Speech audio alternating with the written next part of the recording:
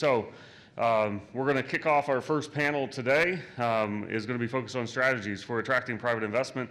I'm really excited to have joining us today the Director of the Loan Program Office in the Department of Energy, Jigar Shah, as our moderator and expert in attracting and deploying private investment and public-private partnerships. We also have some panelists. Michael Taylor, who's the President and CEO of Vita Nuova. Donna Gambrell, who's the President and CEO of the Appalachian Community Capital, one of our wonderful CDFIs, and Tom Minney, the Executive Director of the Nature Conservancy in West Virginia. And I really look forward to having this conversation around private sector capital investment. Jigar, thank you so much for agreeing to moderate this morning. Thank you so much. Wow, we got a great crowd. Thanks for being here. As Brian knows, this has been an important topic for all of us from day one. I think our good friend Karen Skelton just sent us an email saying she got back to California in one piece after driving 6,400 miles. And you know, she, I think, was a part of setting all this stuff up and putting this together, and here we all are. Look, I think, you know, we are in a very important moment where the Congress has passed, you know, historic legislation with bipartisan infrastructure law, the Inflation Reduction Act, and now we have a historic boom going on in construction of new manufacturing facilities throughout our country. I mean, we averaged for about the last 20 years about $84 billion a year or so of investment in our country. Today, that number is about $184 billion a year. And so when you think about just how many people are looking for industrial sites and how many people are trying to figure out how to, you know, use existing infrastructure to build their facilities, it's a very large number. And if you go into public databases, it basically says that all of the sites are taken, right? They're all gone, right? You have no place to put your factory. But I think as many of you know here, not all the sites have been taken, right? There are a lot of extraordinary places that continue to want investment, that continue to need investment. And I think a lot of what we want to talk about on this panel is, you know, how do we actually make these communities irresistible? How do we make sure that these communities are not invisible, but in fact are right in the front so people can see them, choose them, evaluate them, and figure things out. So with that, I want to turn to my extraordinary panel. Look, I think let's start with Michael, given that I sort of teed you up first. But you know, one of the things that you and I talked about backstage was that that it's not clear who's supposed to be identifying this land and bringing it forward, right? Like, is it the private sector person who finds it? Is it the mayor of the county? I mean, I grew up in a town that had the 7th largest steel mill, and I know they didn't do anything to figure out how to attract people to that site, right? Is it the governor's office? I mean, who's supposed to do all of this work? Well, it can be all of them, but it is an issue that a lot of companies, when they shut down, look at their sites as having sunk costs and potentially more liabilities. So they shutter them, they fence them.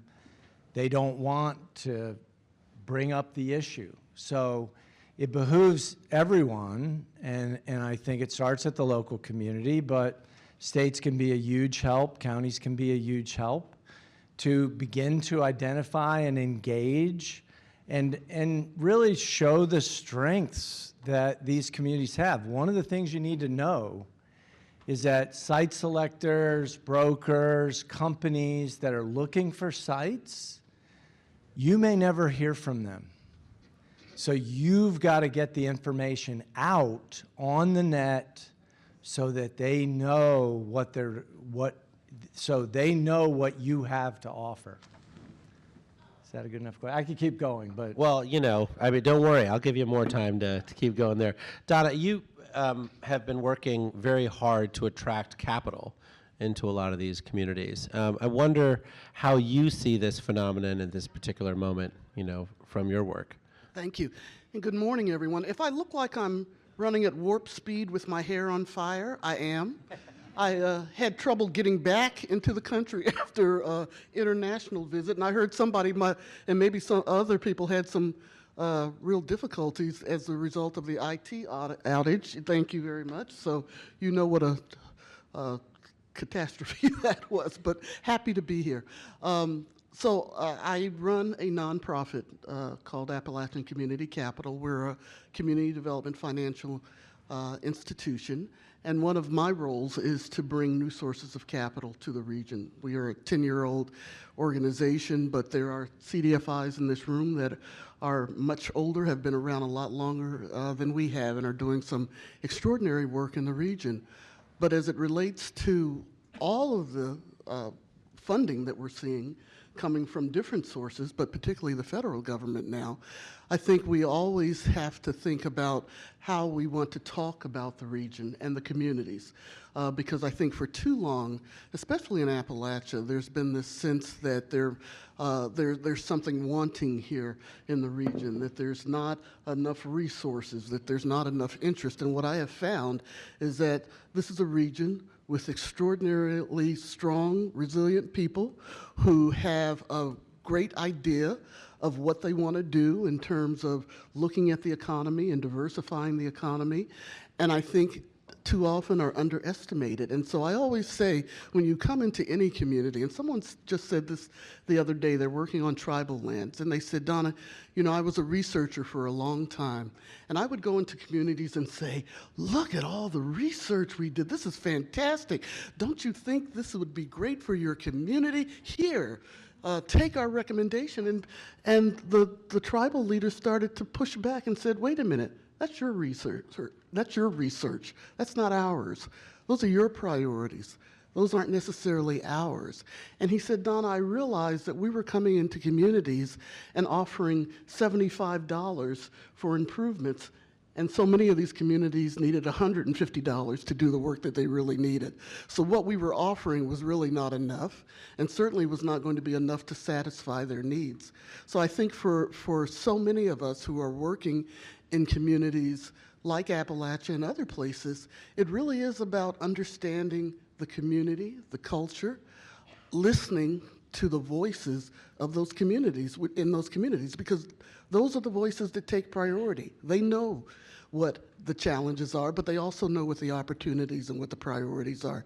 And if we turn a deaf ear to that, then I think we're being very arrogant and not really tapping into the real strengths of most communities, which is the residents themselves, who can talk about, here's where the priorities are, here's where we've been working for years, here's where we know down the street, around the corner, down the road, where there's an opportunity for investment. And so we really try to listen very carefully to the community. That's great. Tom, you've been in the listening business for a long time. You know, how do you think about, you know, this problem right now and the ability to maximize the value of what's been passed in Congress? Sure. So I'm Thomas Minney, the Executive Director of the Nature Conservancy in West Virginia. And many of you might be wondering, why is the Nature Conservancy sitting on this stage? Well, you know, I think you need to think beyond what many of you know about the Nature Conservancy. You probably know that we're a land trust. You know, we've done big land deals. But we've been an evolving organization over the past 2 decades, and people is centered to our work now. So when you think about what the Nature Conservancy does, our mission is to conserve the lands and waters on which all life depends, and all life includes people. You can't separate people and nature into 2 separate buckets. And as a native West Virginian, I like to use my bully pulpit to say, if we're going to really do that confluence of people and nature, then we have to be engaged with the local communities, and we have to have community benefit in mind.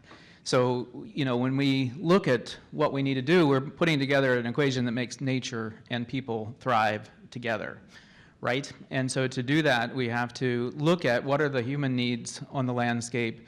We won't have healthy natural communities without healthy human communities, and we can't have healthy human communities without healthy natural communities.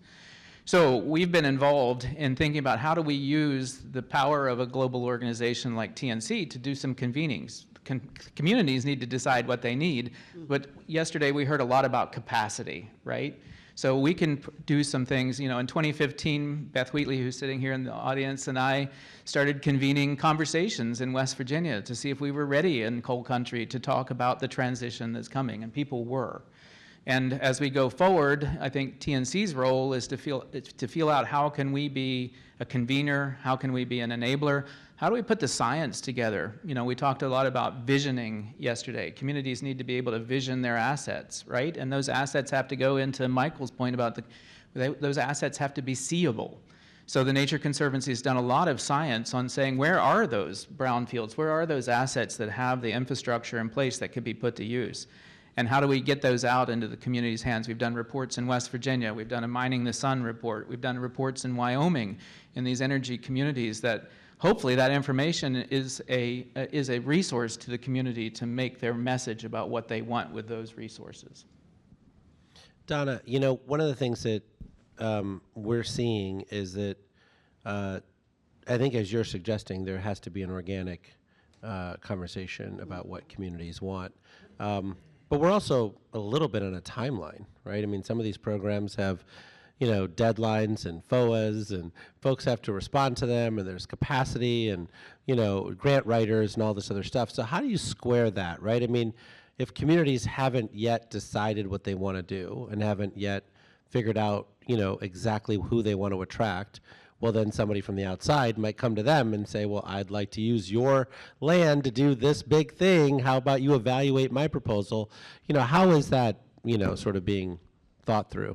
Yeah, I think for us, it's really been important to have good partners, strong partners on the ground. For example, with the Greenhouse Gas Reduction Fund award that we've gotten, we understood that there were already organizations in the communities. For example, West Virginia Community Development Hub.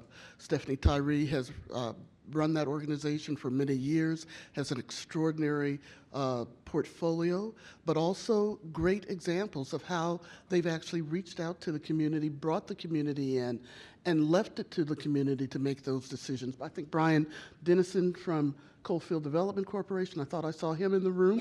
He's been for many years focused on workforce development. How do you make sure that there are not only sufficient workers, but workers that are going to be placed into good paying jobs, livable wages, but also have the opportunity to ascend in those jobs as well. And I think it really is important to make sure that you're either connecting to those organizations, types of organizations in your communities, or if they're not in your communities, maybe they're adjacent, maybe they're somewhere, but they're somewhere in the region, you know, and they're looking for ways in which they can continue to help to support the needs and the priorities in those communities.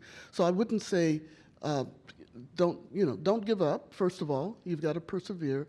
Sometimes it takes a little bit more shoe leather in terms of locating those organizations or locating the people, but they are there, and they've been there for many years working in the community.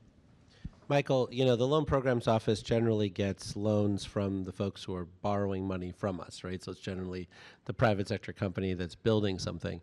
But along the way, they've had to, you know, get land. They've had to, you know, put together a community benefits plan and work with the communities in collaboration. I mean, recent announcements we've made are EOS in Pittsburgh and, you know, NTEC in Indiana, you know, both of whom, you know, went through a journey, really, I think, to get to where they got to, and then getting loans out of our office. You know, talk about the work that you do for a lot of these companies, as well as companies who have sites that are trying to reposition them.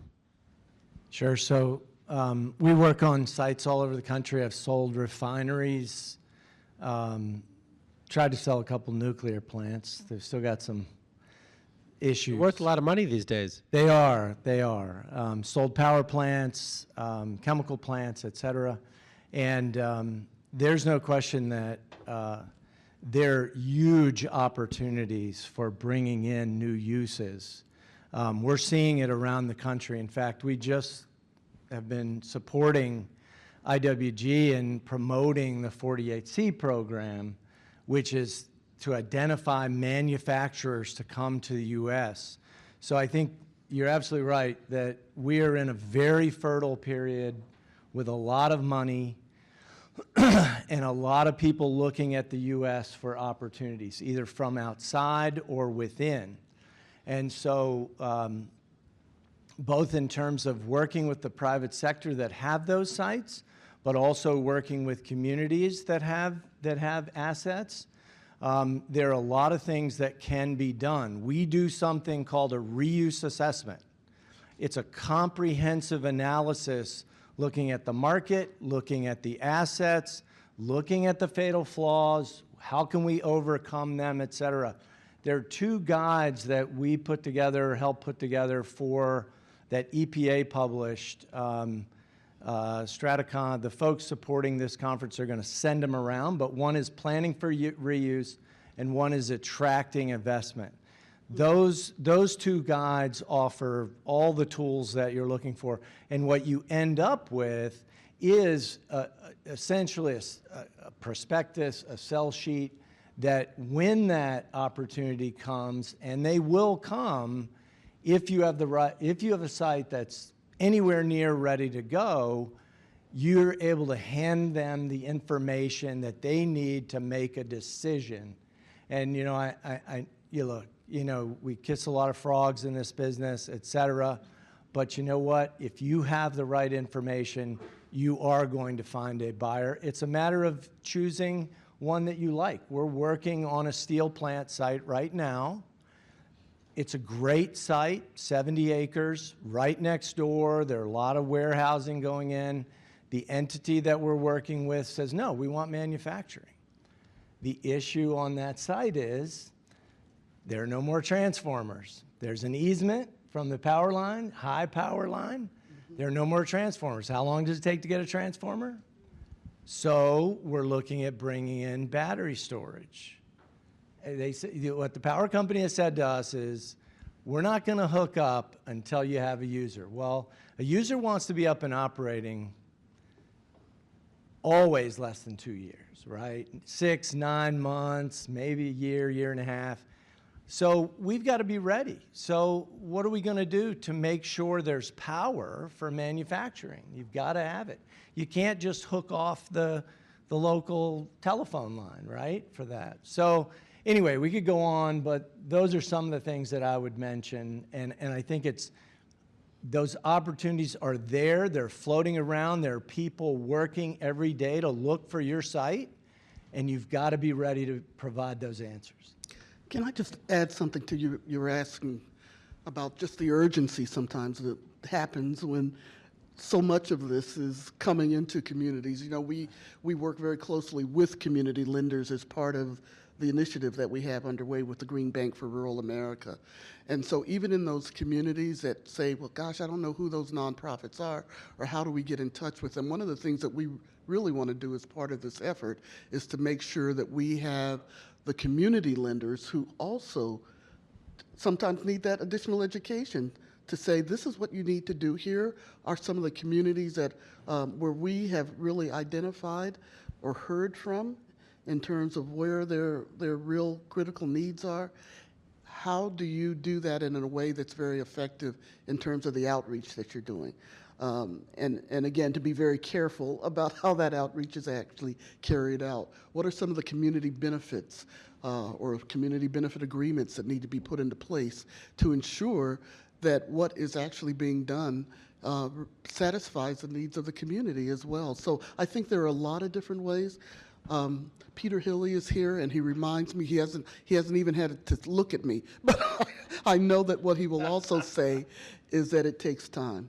And so anybody who's thinking, oh gosh, we've got to go to the start of the line and have all of these things ready, it's not always going to happen that way. There are going to be some projects that happen immediately. People will be ready. They said, we've got things in the pipeline, we're ready to go. Others will say, sounds interesting, but let me think about it. I don't know exactly even how to start or who to reach out to. And still others who say, we're living day to day. I'm just trying to put food on the table, and I haven't figured that out yet.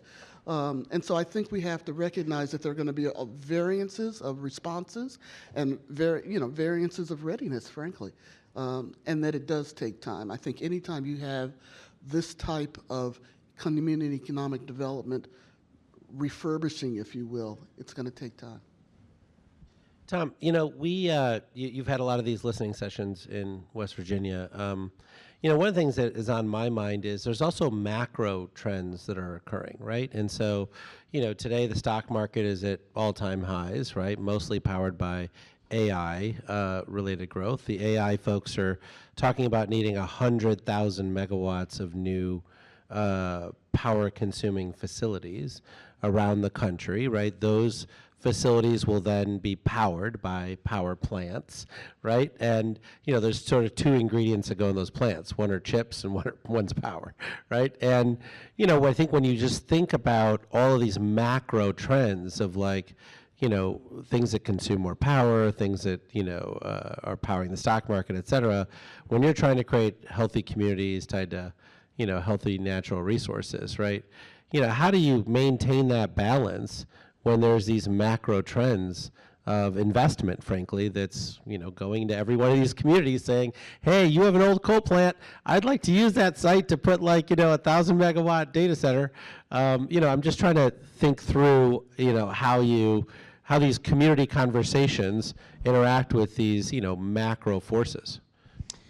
So I'd say just exploit the convergence of urgencies, right? The communities are urgently trying to get jobs into the community.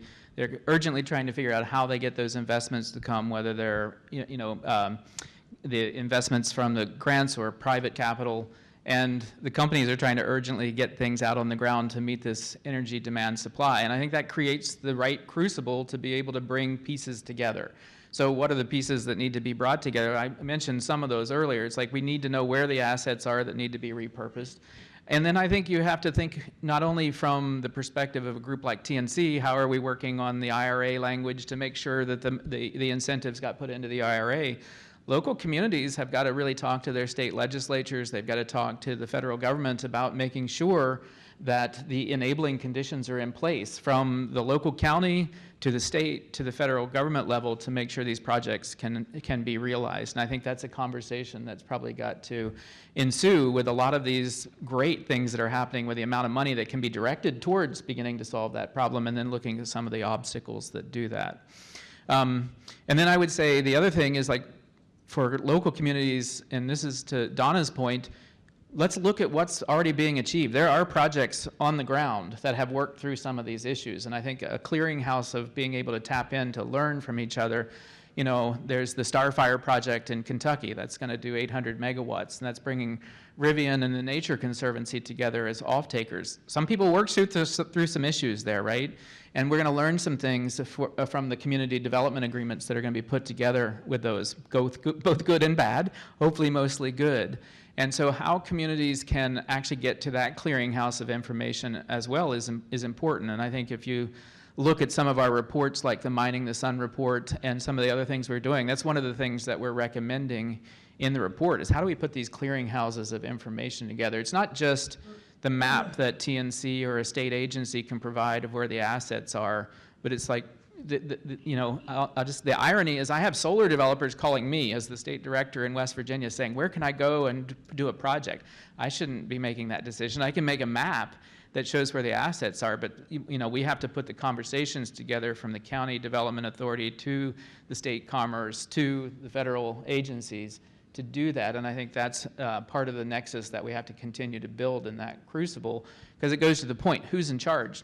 Everybody's in charge. That's the issue, right? And it only really works when the convergence happens well, and how we align that convergence, I think, is really important. No, well said.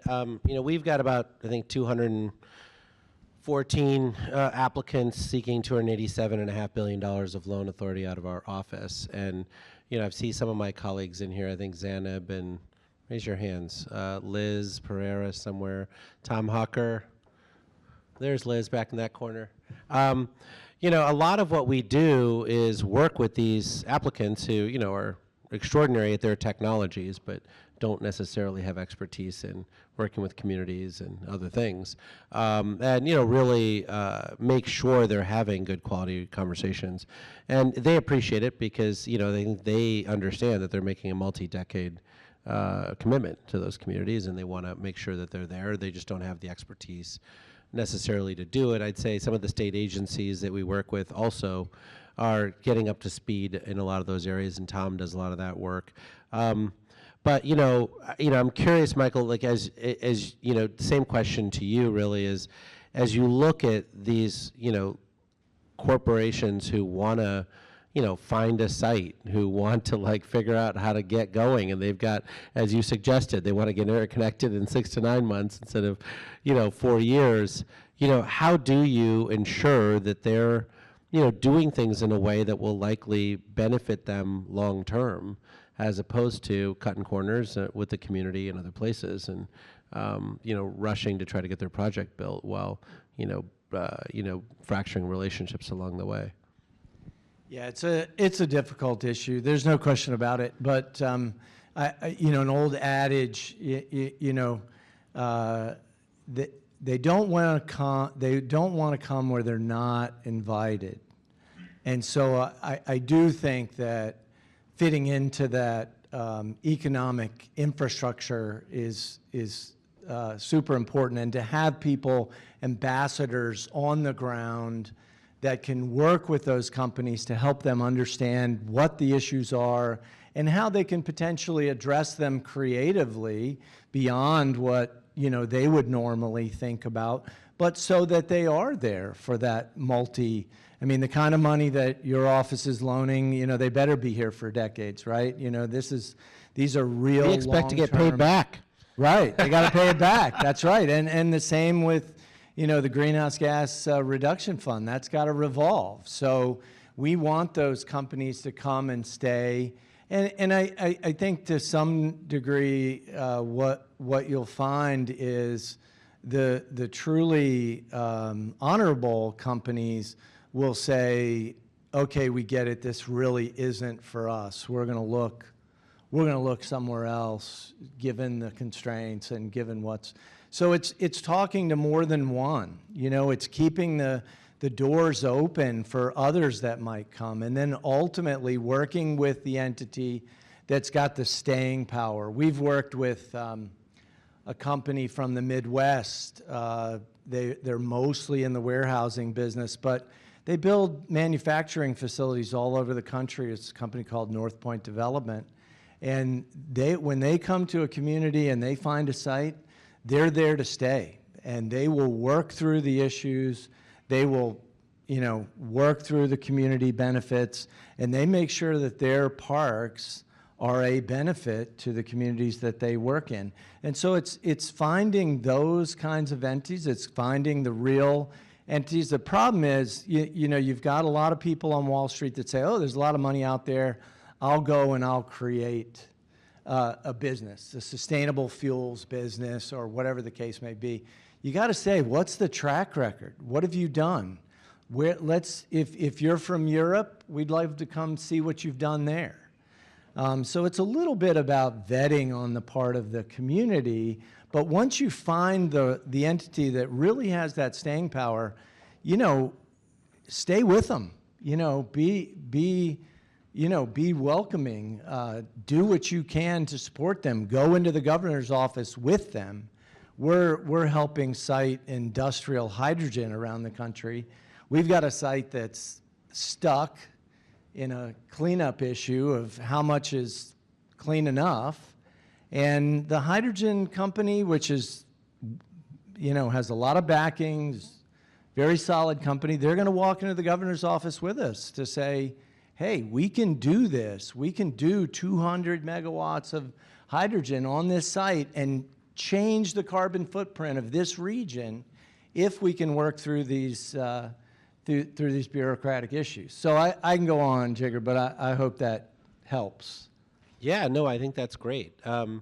Look, I think the reason I bring this up is the Loan Programs Office is in the center of a lot of this, these conversations, right? And we try really hard to push people to have constructive conversations with their communities, right? But at the end of the day, right, folks are putting in loan applications and we're evaluating those loan applications, et cetera. I don't think the federal government necessarily is the right place to be imposing a single standard for the entire country for all communities. What we're finding is a lot of the, we are facilitating good conversations, but a lot of the best requirements are actually coming from local communities who say, we really want you to use, union construction labor. We really want you to use these nonprofits. We want you to set up transportation so that other communities can participate in job creation in this particular location, et cetera. So Donna, I'm curious how comfortable and how confident some of these communities are in having these negotiations with these companies. Yeah, and I think it varies. I think it depends on, certainly for within that community, what has happened organically in terms of their own assembly and collection of information and data and how they want to present that data. But there's so many other ways, I think, that communities come together. And it may be, their local church or other faith-based institution. It might be the community center. It might be schools. But it does happen organically, and I think usually there is someone within that community, and it may not be somebody that with a title, but somebody who's got an idea, somebody who's tried it and tried an idea or tried to work on a project, maybe wasn't successful, but had a lot of lessons learned from that. A champion for that neighborhood. A champion. Yeah, a champion. I love that, yeah. That's the title. Yeah, exactly. Exactly. But it has to be somebody there who, and I think in any community you've got people there, but you've got to be able to, again, trust that opinion, trust that thought, trust that person who may have, again, not the title, but certainly a heck of a lot of experience, a lot of knowledge, and a lot of insight. And it may not just be just that one person. You might have a whole bunch of people in that community. So I think it varies in terms of how that comes together from community to community, but the ingredients are certainly there. The components are You there. want to add something there, Tom? Yeah, I would just add, I'd go back, we have this moniker, the 3 Cs, community, conservation, and climate. And I think, every community is going to be different, but we can set up a standard. In our corporate engagement in the Nature Conservancy, we often advise corporations what we think the standards they should hit when they're going in. And looking through those mirrors of community, climate, and conservation, we should be holding ourselves to a standard. Are we really addressing all of those as we go in through the project? Because those combine to get social license, they combine to get good outcomes on the project. And I work for the Nature Conservancy, and we have 2 goals. One is to conserve lands and waters, and one is to tackle climate change. So it kind of behooves me to talk about the fact that we also have to make the climate box in there, and that's what most of these monies were designed to do. But and then the community outcomes that can be defined by the communities, and make sure that they are being part of the checkbox of what are we measuring against as the agreements get put together, where the companies and groups like Nature Conservancy come in. The communities should hold us to that accountability for those 3 Cs too. I think when you're in the community, the messaging is so important. I have used this example probably more times than I really need to, but my mother, may she rest in peace, I keep thinking about what's happening as it relates to energy communities and certainly renewable energy conversations and decarbonization. And if I were to tell my mother today, Mommy, guess what? They're going to be putting solar panels on your roof. My mother would say, well, okay, Donna, what are solar panels, first of all? And if anybody's going up on my roof, they better make sure that the roof doesn't cave in, because that needs to be repaired before they put anything up on the roof. I say that in a very simplified way, but I think, again, for average people, if you go in there talking about megawatt reductions, decarbonization, reduction in carbon, most people, average people, will not know what you're talking about, and they'll say, great, that's wonderful, doesn't apply to me.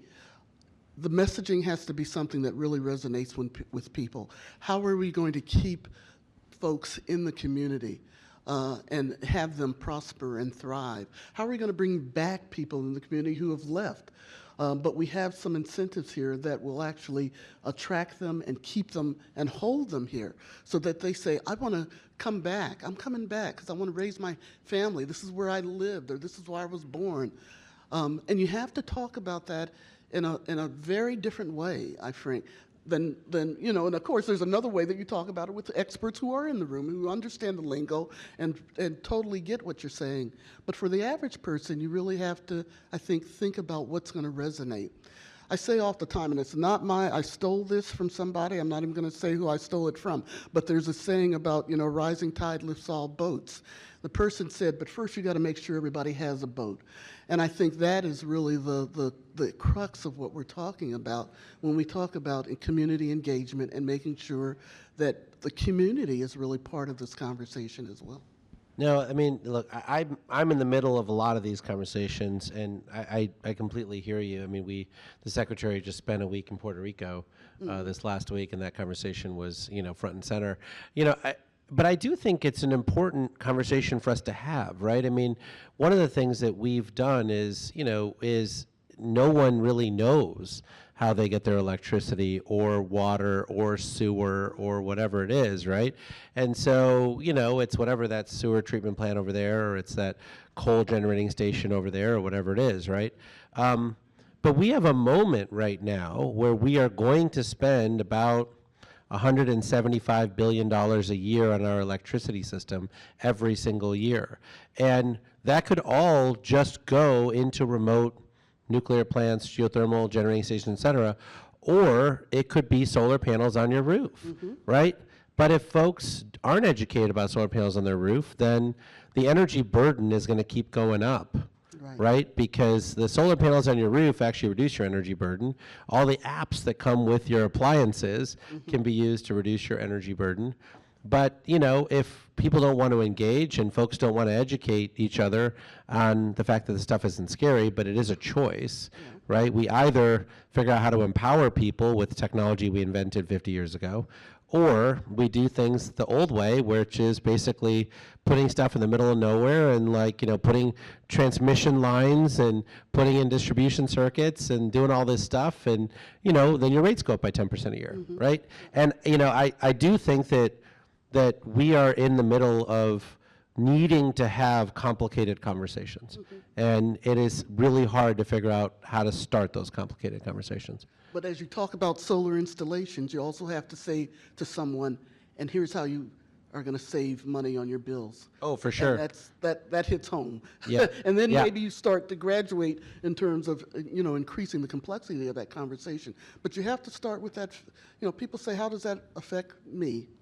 That's most of the people in places people I know say, how am I going to save money? Yeah. How will my pocketbook be lightened as a result of this? So, Michael, did you want to say something? Yeah, just real quick. I think that, so I've been hanging around watching the federal government implement programs since '98, and so have watched a number of iterations of very innovative activities. And I have to say, I think IWG and DOE in the leadership has really done something innovative to reach across communities, reach across federal agencies. Brian just did a podcast for the Redevelopment Institute, redevelopmentinstitute.org. So I would say get the word out about that organization.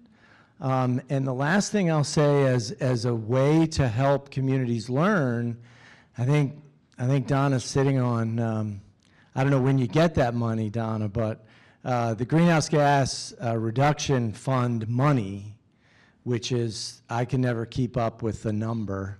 20 billion. 20 billion is going to be showing up in a lot of communities and can do a lot of good. And we can start talking about low-cost housing, more comfortable housing, efficiency, things that communities do understand, because this money doesn't have a lot of strings, at least not going out the door. We'll see what the groups do with it. But that's going to be a game changer on the ground for communities. Absolutely. And we are excited about it, frankly, because, again, we've got great partners. We will have many more, I'm sure, as we continue to do our work on the ground. But it is an exciting time. And I hate when people say this is a once-in-a-lifetime opportunity, but in many ways it is. And we need to make sure that we take advantage of it and that we do it the right way, and that it has impact really upon those hardest hit communities. Yeah, I mean, one of the things that I've been in this sector for my entire career, and one of the big things that I find is that people in the utility sector, right, so water, sewer, even transit agencies, have a hard time trusting individuals. Right, they sort of want full control over like concentrating power plants, et cetera. And that's why energy efficiency has never really been the thing that you plan to do. It's sort of like just what you do through standards and improved appliances and things get replaced. I think the Greenhouse Gas Reduction Fund, really relies on individuals and businesses and churches and others to show leadership, and it'll be great to see that thesis, I think, proven to folks who, frankly have undermined, necessarily them being at the front of the queue there. Tom, last question to you. I think, when you're trying to balance the 3 C's, right? I think we all know that, the impacts of climate change are accelerating, and we're seeing them regularly. And even places like the energy capital of the United States, right? Are without power for, almost 2 weeks, right? And so, one of the concerns I have is that, as we're doing all of this deliberate, important community building, education work, the climate continues to be affected. And how do you, sort of balance all 3 of those C's? So I kind of like to reduce things down really simply. So I think that for me, coming from an extraction state, an energy state that's in this transition right now, I think I just think about we're on a challenge to get to the low carbon energy future, right? That's for multiple reasons, to meet demand, but also save ourselves from the heat. And it's really simple to me. We have to design a way for every single person in that transition to see their place in the low carbon energy future. If they don't see a place for themselves, they're not going to vision, and they're not going to apply for grants, and they're not even going to think about this stuff, right? So we very simply have to be able to draw a picture of the low carbon energy economy that's going to touch down in 5 years or 10 years' time, and let people see the trajectory and the path they're going to be on then. Not today, which is what am I losing because we're talking about this. And so if we build in the climate C, I think that's more important than talking about the impacts of climate change in energy communities, things like that. It's like, where do I fit to this thing I've never seen before? And I think it's really important that we don't define that by 1 project or 2 projects. We have to define that by what's the holistic economy that comes with that. If you start putting panels on roofs, if you start putting in battery factories, if you start putting in smelting factories that are using solar, that's going to create a new economy. And we have to really get people to be able to see a very simple picture of that and know where they're going to fit to that new economy. Exactly. Thanks for your time this morning, and thanks for all your insights. Thank you.